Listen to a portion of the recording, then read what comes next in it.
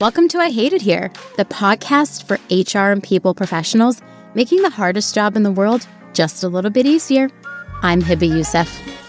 A big challenge that we see is not getting the right service from your 401k, which is, are they doing the right education for my employees so they understand the benefit? Because if they don't understand the benefit, they might not contribute, right? They might not contribute to the right thing. They might actually have hard questions. They might be able to get a loan that will enable them to get a house and then pay themselves back.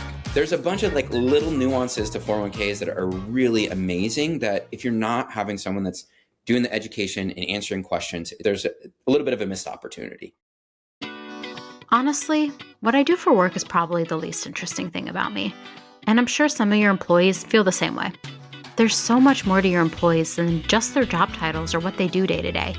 Take Shane in marketing, he's not just about writing emails, or Ashley in HR, she's not just about payroll and benefits. Every employee has a story. They have talents, motivations, and potential waiting to be unlocked. And the predictive index helps you understand them all, not just the role they play. It creates stronger managers, happier teams, and we all know when you truly understand your people, your business actually performs better. Want to learn more? Head over to trypi.com/IHateItHere. We are back with another episode of Your Favorite Podcast. Yes, I've given myself the honor of being your favorite podcast. Sorry if you disagree. I'm in your ears now, so too bad.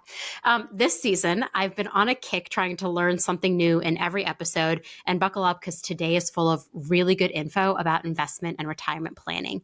And listen, I get it. It might not be the most exciting part of HR, but it's actually, I know, right? He's already interjecting. It's not the most exciting part of HR. Sorry. To some people, maybe to you. Okay, but we'll get to why though. But it's honestly really critical for attracting the right type of candidates, retaining them, and also being a strategic HR leader. So in this episode, we're going to break down what HR leaders actually need to know about investing with no jargon, no fluff, because we all know I am the girl who Googles what is happening in the economy at least once a week, and practical insights to help you figure out how to build a strong retirement plan that works for your company and your people.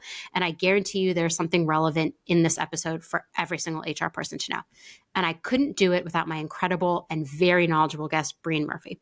Breene Murphy is the president of Carbon Collective Investing, one of America's top financial advisory firms by Newsweek, and famous for their sustainable 401ks for businesses and nonprofits. His journey into sustainability was inspired by his grandmother, Delta Murphy, a prominent civic leader and former board member of the USC Wrigley Institute for Environmental Studies.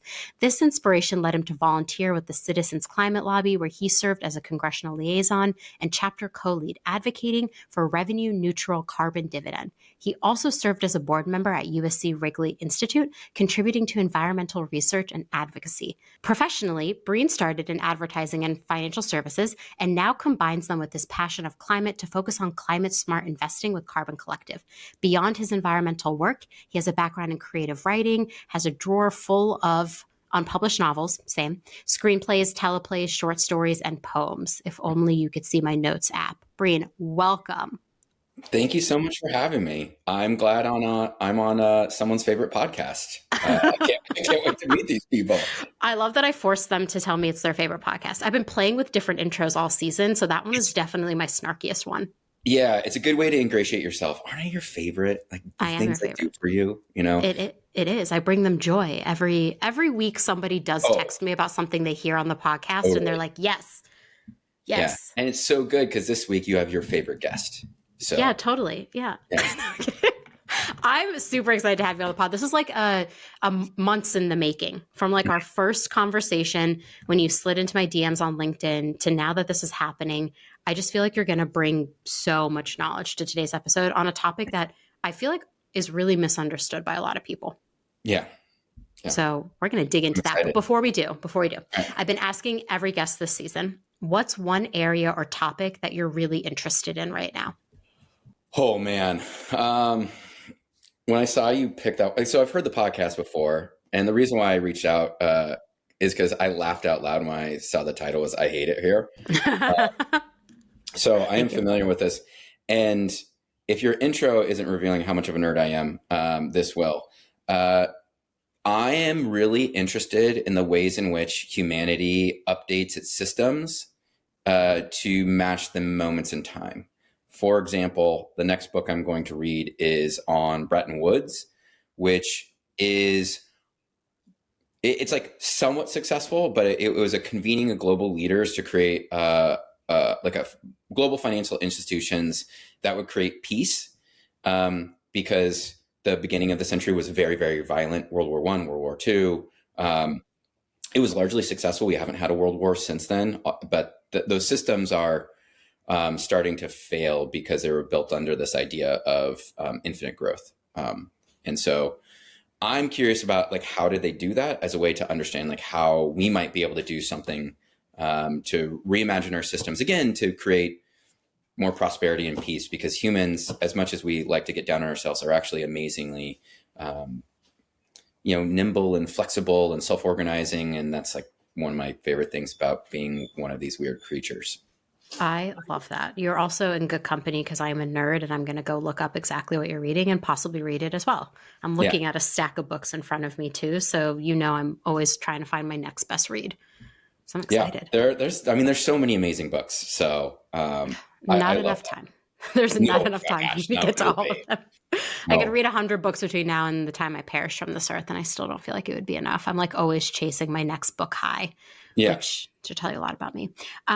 But when we first met and we started this conversation, I was like telling you about the pod. We were talking about the things you're working on. You have like such a wide breadth of knowledge, but we like really zeroed in on this like investing topic because I am the girl who did once write in her newsletter, BRB, I got to go Google the economy because there's so much that happens in the world that impacts our workplaces that I don't think necessarily everyone's thinking about. And so I was like, let's talk about investing. So what's one thing you wish every HR leader understood about investing? So the key thing that you said earlier was about strategic HR leaders. If you're a strategic HR leader, you're always going to be looking at what the landscape is that you're going to be operating in. Not just the company, but what the corporate environment's like, what your competitors are doing, what the larger macroeconomic environment. If you like just pay attention to investing, what's going on in the market, it will teach you so much. For example, a couple years ago, there was rising interest rates, and it happened really fast. And I was not surprised that it meant that there was a lot of layoffs, because when you have cash be really inexpensive, it means it values growth at a company. And when you have cash become expensive, it means you value cash in the company. So profits are more valuable.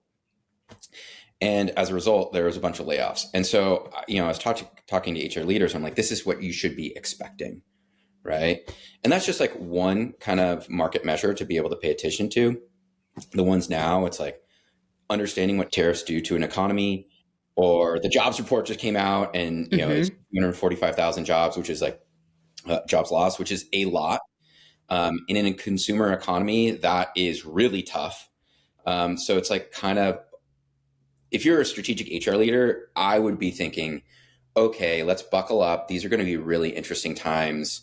I'm probably going to have to double down on, focusing on like engagement, employee performance, really doing those things. And if you paid attention to investing, it gives you those quick bites, and that's why I think this is like the key hidden reason to pay attention to investing.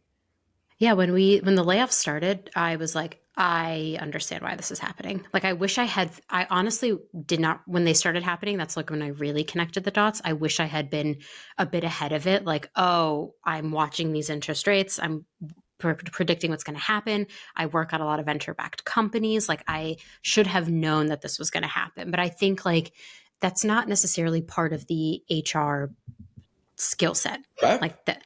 Yeah, no. But what I want it to be. But I want it to be. And I also think this is not necessarily a lot of HR leaders' fault either. No. Not, both in the training, but also a lot of our clients, even at good companies, like they're under resourced, right? And so, a lot of times it's focused on like compliance tasks or day-to-day stuff. And if you're doing this, you have to be able to have the more or less the gumption to take 30 minutes to be strategic. 45 minutes or whatever it takes a week to really think through, like, what do I need to be doing? Because there's too many tasks to do. Far too many. Yeah. And so it takes that awareness to be able to step aside and start to be proactive. And that's a hard thing to do when you're in overwhelm mode. Yeah. I mean, even like I read the job reports for fun because I'm like, I have to understand You this. I have are. to understand what's You and me. happening. This Like, is how we get along. this is why I got because I'm a dork. I'm like, oh, job report. I saw the same thing. I was like, oh, I know the federal government laying off people is definitely going to have an impact on economy. Like, we have to, like, that's like less how I think about it. And this is maybe too simple, but like, that's less people out in the world who have additional income to spend on things. And if they can't spend money on things, companies can't make money. And that means they have to start worrying about their bottom line and also looking at their biggest expense, which is their people. Yes. So I think it's very scary. Like if you don't, it's hard at this point in HR to like not have to pay attention to what's happening in the world because it is Yes. having a very real impact on us at companies. Yeah. Yeah. I mean, not to jump the other, like we can go right into the other question Yeah. because there's like Yeah. two real reasons. Yes. Okay. Why is it so important for HR leaders to understand investing? I mean, the second thing in the day-to-day job, so many of the HR leaders are actually signing the Form 5500 for their 401k or 403b. And that means they're a fiduciary. So they're legally responsible, personally liable for their plans. And so there's just like a lot of responsibility. I know the face you're making. My soul right now just like left my body. Like, did I sign that? Yeah. Yeah. No. You might not have, in which case you Yeah. might have pawned it off to someone else in your team to do it. Sometimes it gets signed by people in finance, but it's often the head of people. And so just knowing that like you're where the buck stops on this one is a good thing to know. And if you are, you should probably know a thing or two. I mean, yeah, one would hope. But there's so much that falls under the HR bucket that I'm like, there are times where I'm like, does someone do this? Am I responsible for this? Is it really me? The other day, we had a really funny internal thing where we thought we were terminating our Google accounts.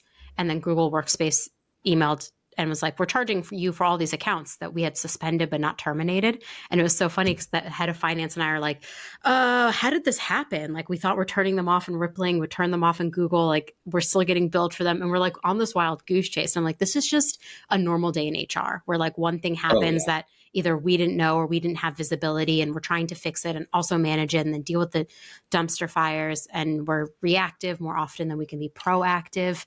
It's a never ending like push and pull, I think, for our role. Yeah. Yeah. And like, if it makes people feel any better, I think that is the case with almost every other role too, is like, there's always these fires that have to be put out. And it's like, how do you balance like that proactivity and setting, like, I think one of the most valuable uses of times is setting up good systems for you and your company to work well, because then it makes it easier to do the thing. No system's perfect though. So you're going to have fires. And so you have to like allocate between system creation and fire, putting out, so, it's every day of my life. I know it's just like, as a human being, like I'm a parent to a 7 and a 4-year-old. You don't think like I think about this a lot, People always laugh because they're like, oh, like you work in HR, you'd be like such a great mom. You have all the patience for it. And I was like, oh God, if only people understood the amount of patience I don't have on an average day for anything. But I like this topic is just, it's so interesting because a lot of times also HR people inherit the systems that are given to them. So like Totally. very rarely, unless you are like employee number, I don't know, 4. 8. 4. I love that we both said 4. That was not planned. Yeah. Same brand. Unless you're like employee 4, I'm not picking how the it things. It's co-founder, and then you get the first person, and then they're like, oh shit, we're going to have to grow the team. And then they hire a person, to take off all their HR stuff. And they're like, in recruiting, in this, and compliance, like, and the and start, and they're employee 4, Yeah.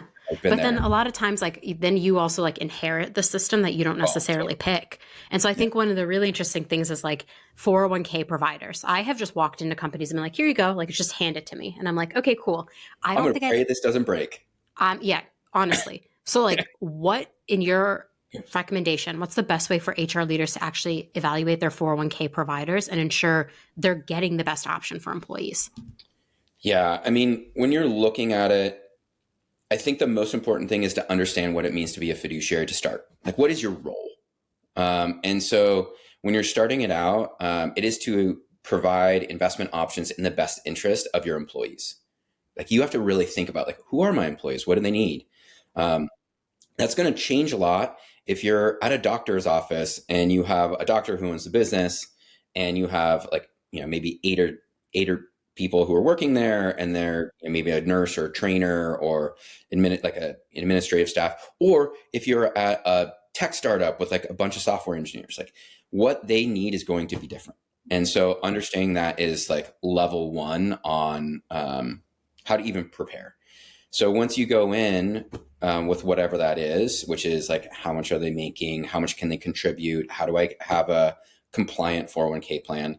Then you can go and look based on your needs, right? And so that's usually looking at, so record keepers, it's like, what are the investment options? How are they going to charge? There's usually a couple different types of charges. So there's an administrative fee, which is for the company, and the company usually pays that.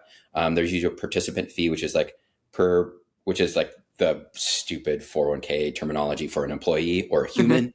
You can say human, but they don't. I didn't make up this stuff. But it's like that. And you have to look at that, employee fee. If there are any asset fees, you want them to be lower, obviously.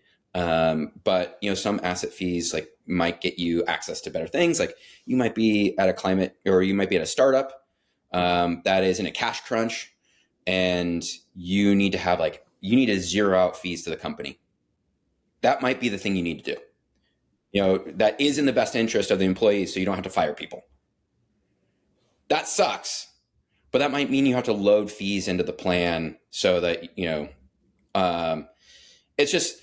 So knowing what you need is really important, and also what kinds of support you also need. Like, do you need support to offload your fiduciary responsibility?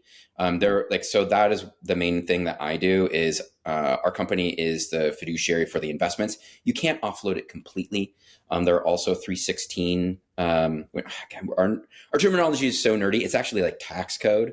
I'm like dying because this is so technical that as you're talking, I'm like, I need a whole episode with you on 401k 101. I called this question like 401k 101. I'm like, we need a whole episode about this because there's just like totally. But this is how you get it in, and this is like before you even look at a fund list, right? So the good news is, in some ways, you're going to get a fund list that is going to be pretty plain vanilla if you don't get anything. And most of your employees do not have a high level of financial literacy. And so you're unlikely to be challenged on this. I actually don't think I have a high level of financial literacy as you're explaining this to me. I'm like, holy shit, I need to go Google all of this right now. No one does. And, as much as you need to learn about investing, the reason why 401ks are really valuable is because of taxes. Mm-hmm. Not like you can invest with a brokerage account with a little bit of money. The advantage is the amount of money you can put in before taxes. Yep. That will then grow without capital gains on them, right? If you have a traditional 401k, you can also do a Roth 401k where you can contribute after taxes, and then you don't have to when you take it out after 59 and a half, you don't pay taxes on it for the rest of your life. But doesn't that one have a salary threshold? Like you can't make more than X amount. Not in 401k. That's what's not cool. Not in 401k, but in on the IRA level they do. I love those. I'm showing you I know a little bit. I'm seeing basically dance on here. It's like if you want arcane terminology in a place to like really get your groove on as a nerd, which I can tell you are, this is the place for you. It is so fun. Poor everyone listening to this podcast that are like, oh my God, what are these two geeking out on? No, but a lot of people will find this very relevant because this is like my dad had one question when I accepted a job. He did not care about the title, the work. He had one question he asked. What's the 401k plan? Does your company contribute to it? He was just like a 401k man. He was like, everyone needs to max out their 401k. Here's why it's important. Here's what you need to do. In America, it's the system for long-term financial security. This is what I tell people. For all the employees, this is why everyone needs to know about 401k. It's a system for long-term financial security. The truth is, Social Security is not going to be enough for the most people, right? Like the average Social Security payout, I don't know what it is this year, but it's usually around like $2,000, $2,500. So you're looking at $30,000 a year. Are you going to be able to live on that? For the most people, no, right? That won't even cover rent. So what the United States has done and this is not a bad thing, by the way, this is just our system, has done is created tax breaks, right? So there's capital gains tax breaks for a lot of US citizens to contribute in this manner. My belief is the gap is they've done all of this. It's very complicated and there's been no education, right? Yes.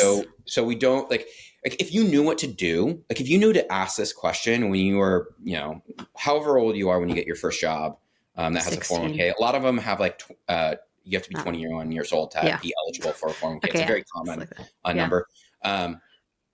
So let's say you're 22, you're fresh out of college, you're in your 401k, you're like, oh, I know what I'm supposed to do here, right? It would help you negotiate because you need to be able to like earn enough money to contribute your 15% total and maybe 4% is matched. So you only have to put in 11% so that you'd be on track for retirement. And you're like, that's what I have to do. I'll set it up right now. Yeah. And But that's not reality because isn't like the average American so far behind in their 401k so far saves? behind. I mean, one of the biggest things that's problematic is the number one reason why people don't contribute to their 401k is they're not paid enough. Yes. I was just thinking in my first job, did I contribute to my 401k? I think I made $40,000 a year in my first job, and I don't think I did because I was like, I need that money to pay rent. Yeah. Like, how am I going to live? Like you might live in an expensive area. You might have like medical costs. Like there's just a bunch of reasons why it's really hard to contribute. And, going into this, it's like, there's so much connection to mental health and financial security. Like if you're worried about paycheck to paycheck, like it's one of the life stressors, right? It's one of the number one causes. It's one of the top causes for divorce. Yes. Finances. Yeah. Yeah. So it's like, if you know these things and your employer, it's like, it's a key aspect of helping create a great culture is making sure that people have the long-term financial security. Now, I get it. We're in like really challenging times. Business owners are in challenging times. I do understand, but I do believe that there are smarter ways that we can set things up. Set up again, like I was saying before, set up our systems so they work for our people. Yeah, it's hard though, because when you're looking at a CEO who's like, you have to cut all costs or just saying that thing is not possible. I worked for a company where they should have had a 401k and they did not have a 401k option for any of the employees. Their response was, you get equity in this company and that should be enough for you. And you know what? Like if you're going uphill, like not everyone gets it. And that's really hard. Every year we made the ask, can we get a 401k this year? They said no. So 401k match. Sorry, there was a 401k option. There's just not a 401k match. We were like, can we get a match? No. Because that's largely the biggest expense associated with 401ks. Yeah. I really don't think the average employee understands that. But like we get emails from Human Interest, who's our 401k provider. We get emails that say like, you contributed this amount and your company matched this amount. Yeah. And I don't think a lot of employees realize like your company's giving you free money. Yes. And you should think of that as with part of your tax advantages to it. Like there's not going to be capital gains on that, And the thing that's hard about it, and this goes back into the mental health, financial issues that come with money is all that money is for in the future, right? You're not supposed to take it out until you're 59 and a half. God. And so although I just read an article talking about how people are just taking that 10% penalty right now to use their 401k savings, which again, a little bit of a yellow flag on the economy, We are in really hard times. So many people have lost their job in the last 2 years. Like every day I see a story on LinkedIn and my heart like truly goes out to these people. I feel so much empathy for them. And they're like, I've been out of a job for a year. I've exhausted my savings. I've exhausted my 401k. And I'm like, this is a relatively young person who at this point is not looking at a 59 retirement. They're looking at a 70 retirement. Or working until the day they die. I'm really fortunate. And I'm like, I don't know if I'm retired 59 and a half. I'm 42. That's only 17 years away. Yeah. I'm like, I don't know if that's going to happen to me. I hope so, but like probably not. Like, maybe. Yeah. That would be nice. It's kind of so my mom is like one of my inspirations. She's like a total finance nerd. And she's like one of the best investors I've ever seen, by the way. Smart. She taking clients? Can she help me? Just kidding. Oh my, she totally would talk to you. Love that. She is like a really lovely person. And if you think I'm nerdy, she is just as nerdy. But like with my mom, one of the things that, she would dive into is like, just making sure that you understood when you would be able to retire. And she would always have this like mental formula of, plan for the worst, hope for the best. She's like, how can I get to the best? But like, it was almost, it was actually, if I think about it, that's what she would say, but it was really plan for the best and plan for the worst. Because she would try to get to the best. Yeah. But she would look at it like, this could really happen. I need to protect my family. Yeah. And so some of my favorite times when she scared the crap out of my dad, because my dad, I love him. I love him so much. He is not good with money, right? It's like a free spirit. It's just not what he does. Yeah. And so like I watched my mom do some investments back in 2011 and 2012 that really scared my dad. It was like, I was like, go mom, scare him. Love that. Your dad's like, not for me. But it's just so interesting. Yeah.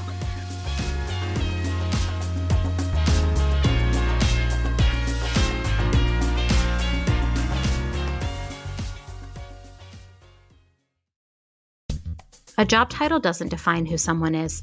There's so much more to someone's story than what they do for work. In fact, I often say what I do for work is probably the least interesting thing about me. And I bet some of your employees may feel the same. Jamie in IT, she's not just about fixing tickets. And Mike in sales, he's more than hitting quotas. Every employee has a story. Every employee has talents, motivations, and potential waiting to be unlocked. And that's where the predictive index comes in. PI helps you understand the whole person, creating stronger managers and happier teams. And we all know when you truly understand your people, your business can actually perform better. Check out trypi.com/IHateItHere to learn more.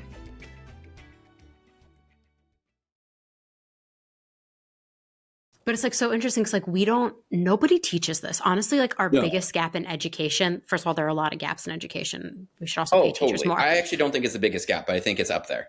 But like nobody knows any of this. Like I adopted the habits of my parents because that's what my dad told me to do. Oh yeah, it's observational. But like what if my dad never told me that? And I have a friend who's like really smart with her finances, was really pursuing the like FIRE, I want to retire early situation. Yeah. And her father was in finance. And I'm like, I see the connection. Like we're literally passing on our habits. So like imagine somebody's parents or whoever raised them didn't tell them how to do this. And now we don't educate people on how to do this. And then you get to your first job and you're like, why would I contribute 3 to 5% of my paycheck to this thing that I'm not going to see for 40 years? Yeah. And I feel like Gen Z is really interesting. Like not that they're Gen Z is like, we're anti-investing, but I have seen like a trend of like people contributing less to their retirement funds.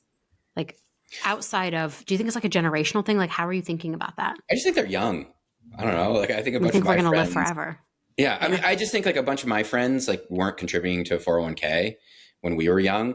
I have a big belief that there are small differences between generation to generation, but it's like, if you have no education about how to invest, like what stocks, what bonds are, like why to have a diversified portfolio, maybe you don't have Uncle Breene that like will talk to you about like why target date funds are one of the coolest financial innovations in the last 30 years, right? Can I be Googling that? Yeah, no, we'll talk about that. But it's like, I'm like, this is so cool. Do you know how awesome this is? They don't have that person in their life to do that.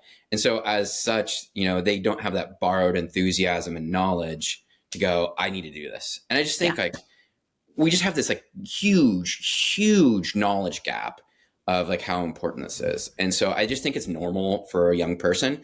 I also think there's like more young people that like I've gotten more young people like reach out and be interested, like high schoolers and stuff. So cool. They just end up becoming like the weird kid like me, or you. I mean, definitely me. I'm a weirdo, but it's just so interesting because coming back to that, like financial stress is like the number one like stressor in a lot of people's lives. I don't know. I can't remember the stat, but it's like the cause of divorces, but also like the cause of stress in your life. And like if you're stressed about all those things, you can't show up and like do your best work at work. And that's like, It's just I think about that all the time because I'm like, how do we make this better? But like, I can't control how everyone spends their money, but also what kind of things can we do as HR to like help people understand their Mhm. financial, like increase their financial literacy. There are a lot of companies that do provide that as a benefit. Totally. And we do as well. And one of the things that I think a lot about is how scary finance is because the stakes are so high, Yeah. at the same time that we have so little knowledge. And this is not something you can like charge for, right? Mm-mm. But one of the things that I've thought is, and it goes actually back to like the movie Life is Beautiful, which is like the ability to be enthusiastic and optimistic is so valuable to help break down that like inertia and fear. Mm. So when I come in, I'm always like, you guys, I'm going to talk to you about something so exciting. And they're like, really what? And I'm like, investing, they're like, and then all of a sudden you get some people in the audience that are like, wait, no, this is good. This is good. Wait, actually, I Or like let's talk this. about stocks. Like, Yeah. so it gets us into this place of, thinking about a better future is actually exciting. Yeah. It's not how we're hardwired as humans. A lot of times when I think, like, I have we live in a complex world. Yeah. Like That there we are do. fears, right? That we It's do. not like everything's going like swimmingly right now. No. And so it's like, if I know that, then it can be hard and Yeah. uncomfortable to think about what would a good life look like. But this is where I come in and go, screw that. Like, let's still think about this is where like my Yeah. mom comes in and go, let's plan for the best. We'll plan for the worst too, but let's like see how we can get there. What does it really look like? Where are we gonna live? What are we gonna do? Like, are you going to have an entire library of books, and a rowboat with a lake that you can tether out and read books on the water? Like, That doesn't sounds that seem lovely. nice? Seems so nice. I need You to be know? dreaming more. I need to be Yeah, dreaming. but it's like, but once you dream, then how can we ladder back to like, okay, how do I actually get there? Yeah. Like, what do I need to do? And then as soon as you go, you're like, I don't have enough money for that. Yeah, I don't. And then you can go, yeah, but then you can go, okay, well, how could I get enough money for that? Right. And this is where one of the things that I also try to break down is, this is especially true of a lot of my clients who they come to me for sustainable 401ks, right? Yeah. But it's like, they have this conflated idea that money is the root of all evil. Mm. But that's not the actual biblical verse, right? It's the love of money above all else is the root of all evil, Okay. right? Money is a useful tool. It's just you can't love it over everything, right? And then Definitely you not. become, Not for me. Scrooge, right? Like Charles Dickens wrote about this. It's like Yeah. it's the classic, like the guy that values his money over the relationships in his life is the Will person never that's have. unhappy. Yeah. Like, and then he gets 3 ghosts and things all turn out better. like So the I'm just ghost waiting part. for the 3 ghosts for some people. I'm just waiting for the 3 ghosts to get here. No, I mean, like you Yeah, where do the ghosts make a get? good point. I think like because the world is the way the world is right now, and it is harder to live, and we've seen like employee salaries have not kept up with inflation. Oh, I think like totally. people are like, how can I even think about the future when I'm Totally. trying to figure out if I can afford anything tomorrow? Right. So there's also things that, and this is where, I'm really fortunate. I'm very fortunate in my life, and I know that. And one of the good things is that I am comfortable with finances, and so this enabled me to leave a cushier job, to go start something that was deeply meaningful to me. I love my job. I can take my mom's financial nerdiness and be on this podcast here. Like my mom, I'm going to 100% send this podcast to her. Hell yeah. Hi, Mom. Come on the podcast next. Yeah. Her name's Ellie and she's wonderful. Right. But She used to teach me things. Yeah. But my dad also had this thing that like really resonated with me. And it's like, my dad's hilarious. He's like this very classic, larger than life Irishman, but he always had this joke of, to make the world an eighth of an inch better. Oh. Right. It's like, how can you make the world just a little bit better? Yeah. Right. And so now it's what matters to me. Right. And so I'm trying to think about like, how do we live and create a more sustainable life? Because I think everyone wants that. And, I get to live those things out, which is like my parents' influences with like what makes me authentically real and care. And it's like, so I get to talk to people about money and figure out their pathways, how to dream. And so when I made the change, I didn't make a bunch of financial cuts in my life, but I knew where to make them. Like there's a lot you can do. People get really resourceful. That is really beautiful. There can be amazing things that come up out of it. It's like building community around people that, if you can't afford to do certain things, there's a bunch of free things you can do, that are simple. And so it's like, and there are some people that are like really tragically poor, and I'm really sorry about that, but like, let's try to help everybody. Like, how can we do that? I don't think that's like the world. The world feels very siloed and individualistic lately.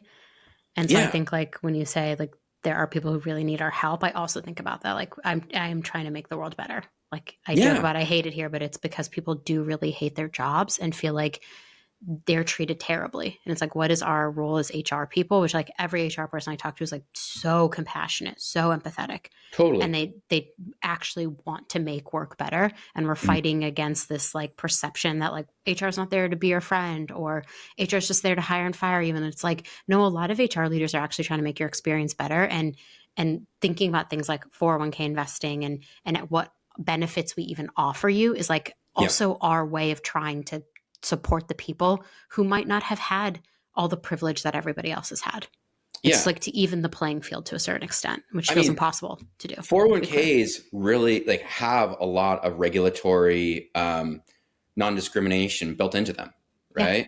So, I mean, you have to pass discrimination testing when you have a 401k, which is to make sure like the really highly compensated employees at your company don't contribute too much, right? Like there is discrimination testing in the 401k market built to help with this, and understanding that, and that, it's annual testing if you don't have a match, right? Of are my wealthy, employees like contributing too much? They're called like HCEs. This is like highly compensated employees. Right now it's $155,000 a year, or owners. And so if those people are contributing 70 or 80%, they're going to have their money returned to them. And then they're like, why do I have this? And it's always in that voice. Yeah. Or at least always in that voice. Yeah. Or at least that's the voice I hear it in when I see the email. And it's like, because you're not contributing to your employees, and if you contribute to your employees through a safe harbor match, that allows, your owner or highly compensated employee to then, max out their contributions too. I'm dire for us to find the community of HR people who are as smart at 401ks as you are. Or just like, I definitely have some HR leaders that are really good at it. Some that have like asked like disproportionately good questions. There's I don't want to reveal them by name, because the one I know that was really good that I loved, he's a very quiet person. And so we're not going to put anyone on blast on this, but I think so, this topic is so interesting to me, because like no one teaches you. There's no crash course in this.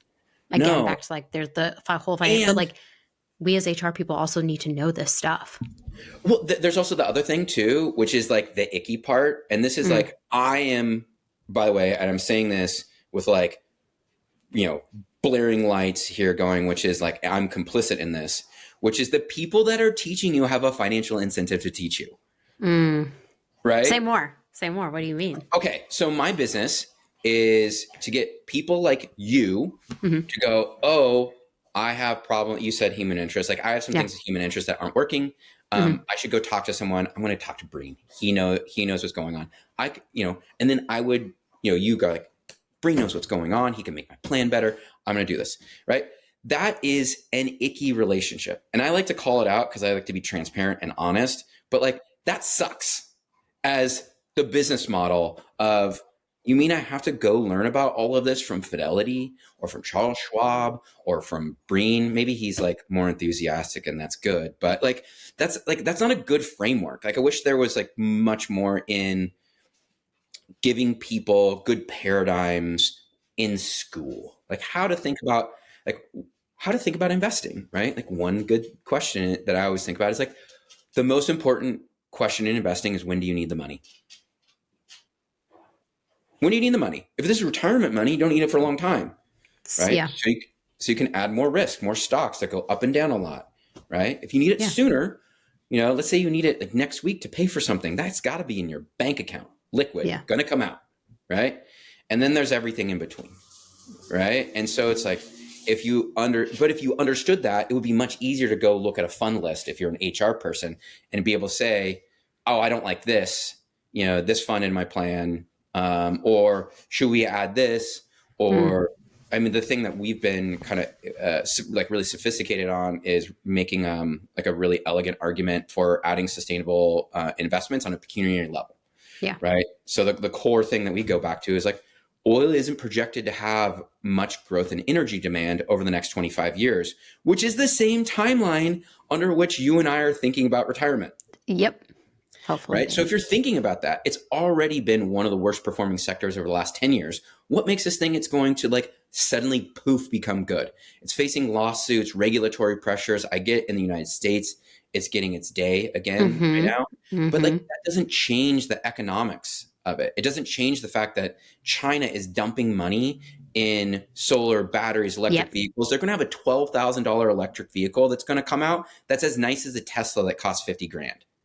Right? What happens to the world when that happens? Are they going to want to go buy like a $65,000 Audi? Probably not.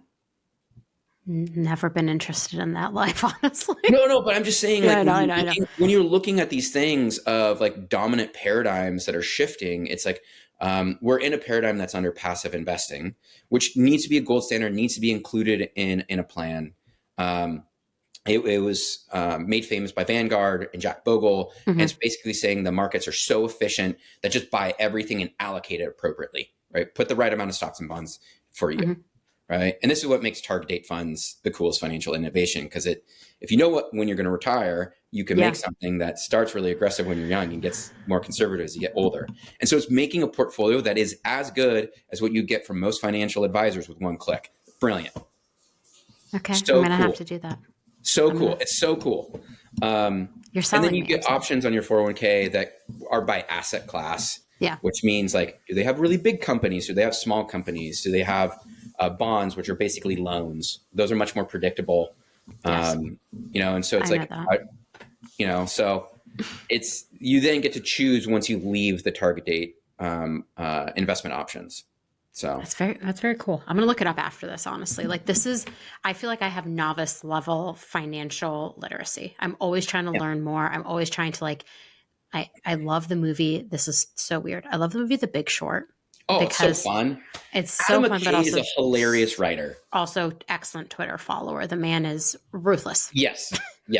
I'm like, you're the best Twitter follower I think I've ever followed. This is so good. He's good. I love that movie. And while it was like, I understood what happened in 2008 and what caused all these things to happen. And a lot of people it did not go well for them. And I was like graduating college at the time. Was I in collage? I can't remember where I just come out of college. So I was in 05. Yeah. So like, I remember like everyone being scared about the economy and but I like love that movie because I feel like it, and while I'm sure it glamorizes something that should not be glamorized, it also like explained really clearly the actual devastating impact on making decisions and what that has on all of us. And I think like going back to you saying everything is interconnected, I think that's like one of the most important things we have to remember as HR people as we're even looking at our 401k and we're thinking like, do I want to do anything with it this year? Yeah. And like, I mean, you know me about this. Like, I'm going to bring enthusiasm. I love nerding out. Like, if anyone wants to like talk with me, I'm like, yes, tell me what you have. Like, they'll definitely come find you after this podcast. That happens all the time. But I mean, like, I love just being like, you have this. Like, I love if they have some weird wrinkle that, like, I'm like, oh, I want to go learn about that. See, because there's so much customization that comes with retirement plans. Yeah, that you end up finding new stuff all the time. Like, I know people that have had like 30-year careers. And I'm like, whoa, you did that? How'd you do that? So it's just fun to, I don't know. That's the newsletter I want to read. Yeah, that's the newsletter. I'm like, can you write that in a newsletter? Because I would read that about like things, what people have done. Because I mean, I think like the best way to learn is to also look at like the mistakes we've made. So when you're talking to folks and you're like reading about all this stuff, like what are some of the biggest mistakes you think HR leaders have made when it comes to offering investment and retirement benefits? I think the biggest mistake is that they don't do anything about it. right? God They damn, think you're about calling this me as out. like not important, right? I just like, that is the thing that I see over and over again is like, so I think that the second mistake that I see made is that they don't understand what the benefits are Yeah. and what their employees and their owner needs. Right. So like they don't take the time to understand what like the people that they're serving, if they are fiduciaries, it's in their best interest, who the Yeah. people are that they need. Because they might be different. For example, there are types of plans that you can help create. And this is like in plan design, called new comparability. And this will sound kind of icky, but it does some cool stuff. That will create two classes of employees, like the owners and the regular employees. And what it will Yeah. allow it is for the owners to contribute way more to their 401k. This is like really common at like small plans. It's called new comparability. You have to do the study. It costs a little bit more, but the amount it's going to save your owner is going to be huge. It will be a massive impact. Maybe you work at a doctor's office and you really love your doctor and you're like, how can I help them? This would be something that I don't know if it's right for them, but it's at least worth considering. Okay. The thing that's cool for the employees is there's minimum amounts of contributions that you have to make because again, it can't be too discriminatory. So you can have between 3 and 8% that has to be given to the employees, and so if you're getting 8%, even though you have to get your owner a lot of money and it saves them a bunch on taxes, like you're going to be helping yourself and helping that person. And basically it's money that would have otherwise gone to the government, and the government wants you to do this. Right. So that's like just it's a very common weird one is what I'd say. So there's things like that. It's like, what do my teams need? Yeah. Do I need a match? Do I have a bunch of software engineers that are going to be considered highly compensated employees? Am I going to be top heavy? Do I need to have a 4% safe harbor match to do it? That's another common one, is just knowing that you need to do that so it's not too terrible. The other one I look at is like undervaluing service. And this one, again, this is like if I need like sirens or lights on this to be like flaring bias alert. No, like it is both important and I'm biased, and it doesn't mean that my bias is wrong. Yeah. But a big challenge is that we see is not getting the right service from your 401k, which is, are they doing the right education for my employees so they understand the benefit? Yeah. Right. Because if they don't understand the benefit, they might not contribute. Right. They might not contribute to the right thing. They might actually have hard questions. They might be able to get a loan that will enable them to get a house and then pay themselves back. Yeah. Right. There's a bunch of like little nuances to 401ks that are really amazing that if you're not having someone that's doing the education and answering questions, there's a little bit of a missed opportunity. Because the other thing is like, there's simple things like, are the rollovers going well? There's a report that comes out almost every year, and it's from I'm blanking on them, but they help with rollovers. But there's $1.65 trillion in stranded 401k assets. I'm sorry, what? Yes. $1.65 trillion in stranded 401k assets, which means money that listeners on this call, have earned and just left it at their old employer. Now, that's okay. You can do that. You can go back, but it's so easy to forget if you don't have it in your control. Yeah, I actually am trying to figure this out for my old employer a few jobs ago. It's been on my list to roll it over to my other one. So one of the things that we try to do is like help with a rollover. We try to bring the enthusiasm. So I love that. I'm so triggered right now that I need to go get my rollover done. Everyone is. So we do these things called rollover parties, and we just try to be happy and help people with their rollovers. I love that. Because like, we know that people don't like this, but like, let's just bring some fun to it. It's like, be excited. How do you figure it out? Usually it's contacting your old employer, being able to re-log in. They might have changed systems. That sucks. So you have to really talk to the people and get your login so you can move it out. They want it out too, because it will reduce their costs oftentimes. So you just have to like go find it. You can go online to the Department of Labor has a site called eFast, and I know, super memorable. But you can look up who signs on the plan, and to talk to that person if you're like Oh, really in that's a good. pinch. I could do this for you, but I'm not going to do it on like You're live. not. I'm going to do it myself. But I also am trying to remember all my 401ks. I know where one is, and I'm trying to remember if I've rolled over all of them somewhere else. Yes. And my friend Brooke, who works at this company, is going to be like, Breene, I can't believe you're not saying my company's name right now. I'm like, Do they do this for you? Because I will literally pay someone to go find my 401ks and put them in the right place. We help. So we also have an individual side, and we Yeah. help our individuals roll assets over too. I got to do that. But we try to help. The thing is, like, we think it's too hard. Investing there's too much jargon, and there's not much humanity. Like, I find that most people, this is not everyone, so the way they learn is to have someone tell them about it first so they can have a framework. Because a person usually tells it in the form of a story. So they go, oh, this thing happened, and then this happened, and this happened. And like, let's see if this matches, when I can go do my research of like, what is good. But like, people don't even have like the person to talk to even figure out what to do, and they just go read a bunch of stuff and nothing sticks. So they need someone, like I had my mom, I still have my mom, which is really, I don't know why I said had in the past. Yeah. Oh my God. I was like, do we need to talk about Yeah. We don't. She's doing great. We're not going to give her the evil eye now. We are going to good. But if I ever had a problem when I was younger, I could be like, Mom, like, what is going on? Yeah. And my mom would be like, oh, like I have like spreadsheets on this. I'm like, oh God, I did it. I did the thing. Dying. Yeah. So like I had someone that would tell me, and then I could go research it. And so now I've done it enough where I know how to do it for myself. I'm comfortable with doing it for myself. Yeah. I've been that way for a while, but that wasn't always the case, and so I had that person. So it just sometimes takes a person to help.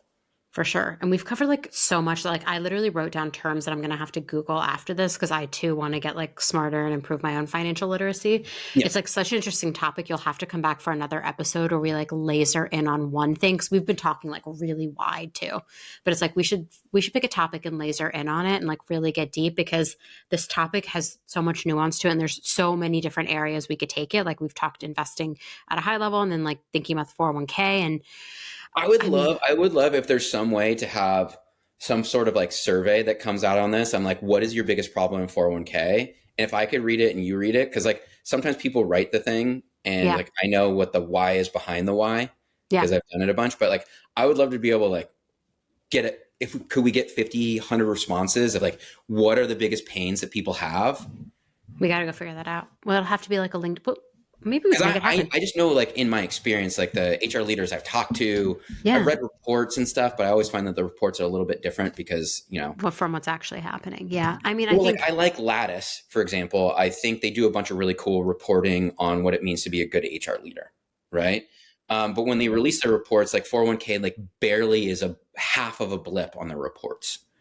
Right. Because it's just not what's top of mind for HR leaders. Okay. So here's what we're going to do. If someone's listening to this episode and you've made it this far, and you have thoughts on this episode, 401k, I'm going to tell you to reach out to me. Literally put in the subject line 401k and put it in a LinkedIn DM and I will make conversations happen. Because I don't think, honestly, if I went to any of my HR friends right now and I'm like, what are your top challenges? I don't even think looking at their 401k company investing strategy is even in their like top 20. No, I don't think it is. They're just like, it's not broke. Why fix it? Yes. It's praying that it's not broke and hoping that if they avoid looking at it, they won't find a problem, but knowing that they probably will find a problem if they go look at it. Oh God. Okay. It's like such a queasy feeling. I know. If you could change one thing about how companies approach investing and retirement planning, what would it be? I wish they would pay their employees more. Okay. What? People don't have endless funds. I don't, but a little bit more. Like I think some form of equitability would be really helpful for our country as a whole.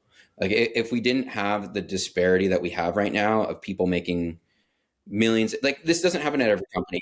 I think there's a lot of companies where it's like the boss makes a couple $100,000 and the person makes $65,000. And like, look, in that such scenario, I get it, right? I do. But I think in these large scenarios where, Starbucks, the guy's making $100 million. I mean, CEO salaries are the highest they've ever been.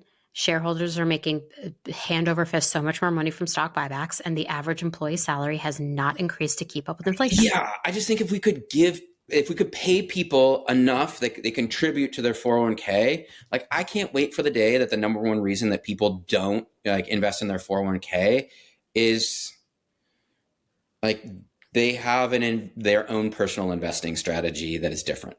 You want that.